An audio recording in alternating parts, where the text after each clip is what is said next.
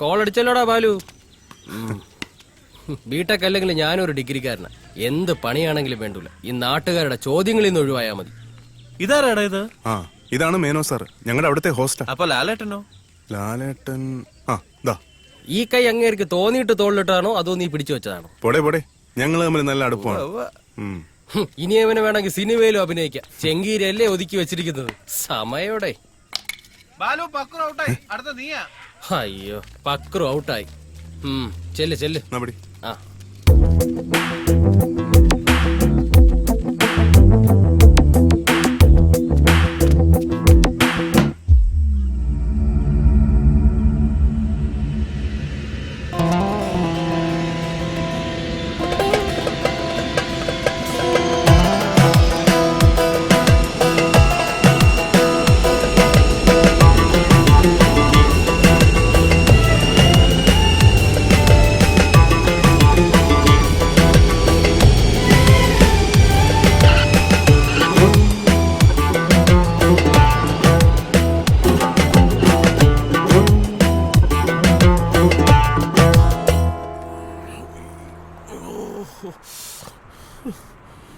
നമ്മളെ വിളിക്കാൻ വരാന്ന് പറഞ്ഞ ആളെ കാണുന്നില്ലല്ലോ.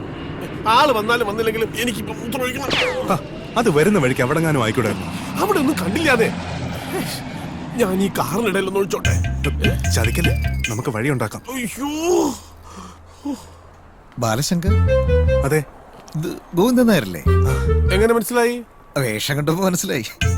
ഞാൻ ജോസ്മോൻ. വണ്ടി ഇതാ കിടപ്പുണ്ട്, അങ്ങോട്ട് പോവാ. വന്നാട്ടെ.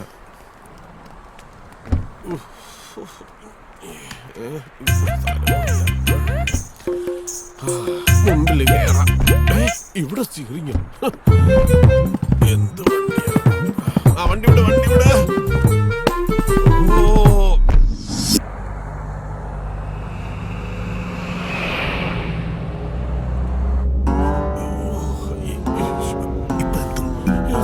യാത്രയൊക്കെ സുഖമായിരുന്നോ? എന്തുവാ, കൊച്ചുളപ്പാകത്തെ ഉറക്കവും പോയി. സമയം എന്തായി? ഇവിടെ 7 മണിയായി. നാട്ടിലൊക്കെ 2.5 മണിക്കൂർ പൊറോട്ടാണ്. 2.5 മണിക്കൂർ പൊറോട്ടോ? ഇതെന്ത് നാട്? ഞാൻ തിരുവേനെടുത്ത് അപ്പോഴേ പറഞ്ഞു സമയം തീരെ ശരിയല്ലെന്ന്. ഇപ്പത്തെ സമയം പൊറോട്ട ഓടൂ. കലികാലം. അതെ ചേട്ടാ, വണ്ടി ഒന്ന് നിർത്തുവോ? എന്തിനാ? എനിക്ക് മൂത്രം ഒഴിക്കണം. അയ്യോ തിരുമേനി, ഇവിടെ നിർത്താൻ പറ്റത്തില്ല. ഞാൻ അകത്തായി പോവും. ഞാൻ മൂത്രം ഒഴിച്ചാ താനെങ്ങനെ ആത്താവുക? ഇവിടെ അങ്ങനെ നടക്കും. അതെ, ഇവിടെ ഒഴിച്ചോട്ടെ. ഇപ്പൊ എത്തുമെന്ന് പറഞ്ഞില്ലേ?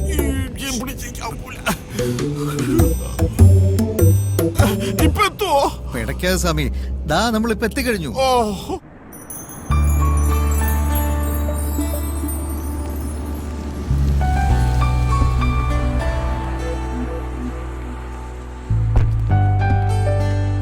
നമസ്കാരം കൊച്ചു തിരുമേനി. നമസ്കാരം. ജോസ്മോൻ, ലഗേജ് ഇറക്കണ്ട. Okay sir. താമസിക്കാൻ ഒരു അപ്പാർട്ട്മെന്റ് ഏർപ്പാടാക്കിയിട്ടുണ്ട്. ആയിക്കോട്ടെ. അടുത്താണ്. ഇദ്ദേഹത്തിന്റെ പേര് ഗോവിന്ദൻ നായർ.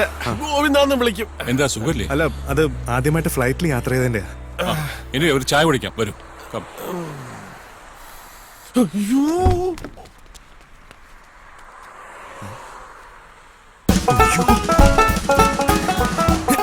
എന്തോ കാണിക്കുന്നേ? എന്താ പിന്നെ ഞാൻ വെളിയിറങ്ങി ഒഴിക്കട്ടെ? വെളിയിറങ്ങി ഒഴിച്ച പിടിച്ച് അകത്തിടും. നാടല്ല, ഇങ്ങോട്ട് വന്നേ.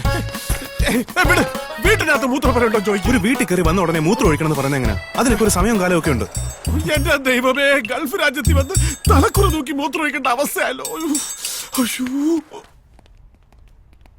ഇരുന്നോട്ട്. ഇരിക്കും. ഇന്ന് കുറച്ച് റെസ്റ്റ് എടുക്കാം. നാട്ടിലേക്കാൾ 2.5 മണിക്കൂർ പുറകോട്ട ഇവിടെ. നാളെ കാലത്ത് വന്ന് പാചകപ്പുരയ്ക്കുള്ള സ്ഥലം തീരുമാനിക്കണം. പിന്നെ എന്തൊക്കെയാണെന്ന് അച്ഛൻ പറഞ്ഞേൽപ്പിച്ചിട്ടുണ്ടാവുമല്ലോ. ആദ്യമായിട്ടല്ലേ ദോഹയില്? അതെ. കുറച്ചൊക്കെ ഒന്ന് കറങ്ങണം. കല്യാണം കഴിഞ്ഞിട്ട് മതിയെങ്കിൽ അങ്ങനെ. എന്താവശ്യം ഉണ്ടെങ്കിലും ജോസ്മോനോട് പറഞ്ഞാൽ മതി. അതെ, ഈ വേണ്ട.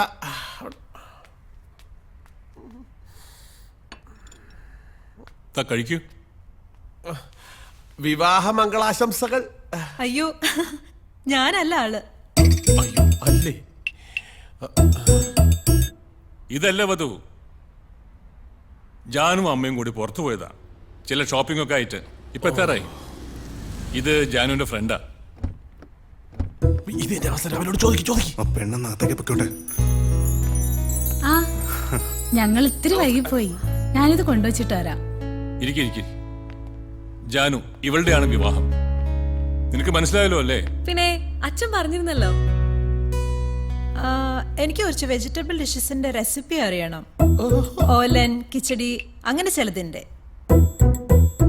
ഏയ്, ബാലൊരു മേൽനോട്ടത്തിന് വന്നതാ. ബിടെക് കഴിഞ്ഞു. ഇനിയൊരു ജോലി വേണം. നോക്കാമെന്ന് ഞാനും പറഞ്ഞിട്ടുണ്ട്. അച്ഛൻ തിരുമേനി വരട്ടെ. എന്തൊക്കെയാ വേണ്ടെന്ന് പറഞ്ഞാൽ നോട്ട്സ് വരെ വാങ്ങിത്തരാം. നമ്മൾ ഈ വിശപ്പ് മാറാൻ പുറത്തുനിന്ന് എന്തൊക്കെയോ വാങ്ങിക്കഴിക്കും. ശരിക്കും കൂടുതൽ അറിയുമ്പോഴാ ഈ preparation is A real art. കഴിക്കാൻ എന്തെങ്കിലും എടുക്കട്ടെ? വേണ്ട. ഭക്ഷണമൊക്കെ ഫ്ലൈറ്റിൽ നിന്ന് കഴിഞ്ഞു. അതെ, കഴിച്ചു. ഫ്ലൈറ്റിലെ വെജിറ്റേറിയനൊക്കെ കണക്ക് തന്നെ. ഞാൻ വല്ലപ്പോഴും അല്ലാത്തതൊക്കെ കഴിക്കും. പുറത്തൊക്കെ പോകുമ്പോ അല്ലാതെ പറ്റില്ലല്ലോ. ഇല്ലത്ത് പാടില്ലെന്നേ ഉള്ളൂ. എല്ലാം ജോസ്മാൻ നോക്കിക്കോളൂ. ഇനി വല്ലതും സ്വയം വെച്ച് കഴിക്കാൻ തോന്നിയാൽ അതിനുള്ള സൗകര്യമുണ്ട്. ആയിക്കോട്ടെ, എന്നാ ഞങ്ങൾ അങ്ങോട്ട്. Okay, take care. ജോസ്മാനെ. എന്റെ അമ്മോ, എന്തൊരു സുഖം. ഇന്നലെ രാത്രി 1 മണിക്ക് വീട്ടിൽ നിന്ന് ഇറങ്ങുമ്പോ മൂത്രം ഒഴിച്ചാണെന്ന് ഓർക്കണം. ഇപ്പൊ മണി എത്രയായി? ഫ്ലൈറ്റിൽ വെച്ച് പല പ്രാവശ്യം ഞാൻ ചോദിച്ചതല്ലേ, ഇറങ്ങിയപ്പോഴും ഞാൻ ചോദിച്ചു. ഇതൊക്കെ കൊള്ളാവുന്ന സ്ഥലത്ത് വെച്ച് എങ്ങനെയാ? നമുക്ക് പറമ്പല്ലേ ശീലം. ഇവിടല്ലേ പറമ്പ്. പൊണൂലേ?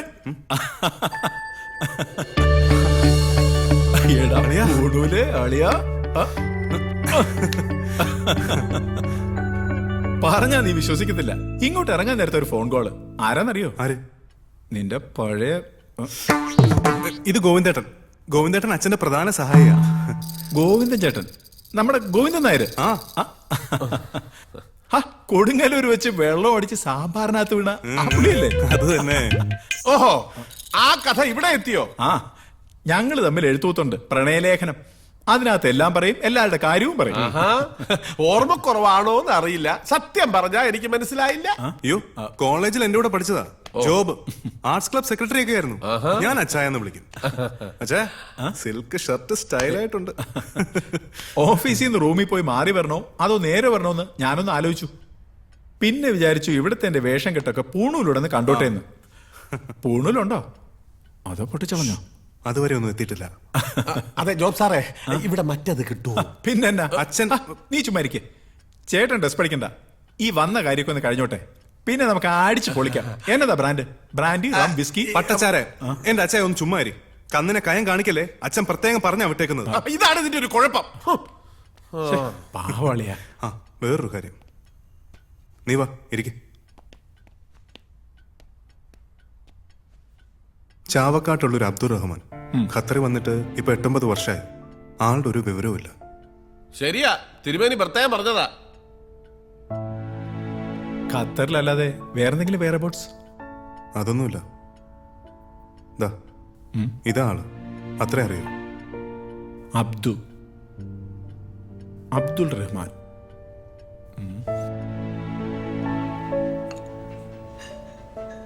ഇതുപോലെ കുറെ അബ്ദുള്ളമാരുണ്ട് ഇവിടെ. പണി പോയിട്ട് പുതിയ പണി കിട്ടാത്തവര്, നാട്ടിൽ പോവാൻ പൈസ ഇല്ലാത്തവര്, ജയിലിൽ പോയവര്. നോക്കാം. നമ്മുടെ ഒരു കക്ഷി പോലീസ് ഡിപ്പാർട്ട്മെന്റിലുണ്ട്.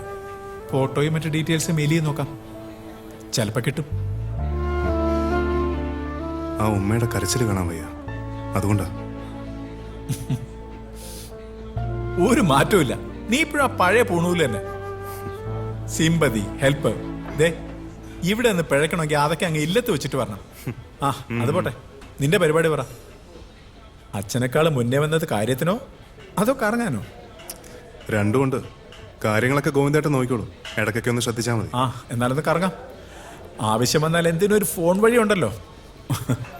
മാത്യു, ശശി, തെണ്ടി തോമ, ഒരു വലിയ പട തന്നെ ഇവിടെ ഉണ്ട്. അറിയാമേ. ഇതുപോലെ ഹോട്ടൽ നിനക്ക് നാട്ടിൽ തുടങ്ങിക്കൂടെ? എന്നാ പറയുന്നു? ശുദ്ധ വെജിറ്റേറിയൻ. കൂടെ നിന്റെ അച്ഛന്റെ പേരുണ്ടല്ലോ, സ്റ്റൈലായിട്ട് വിൽക്കും. ആദ്യം ഇവിടെ ഒന്ന് നിന്ന് നോക്കട്ടെ. വേര് പിടിച്ചില്ലെങ്കിൽ അങ്ങനെ എന്തെങ്കിലും നോക്കാം.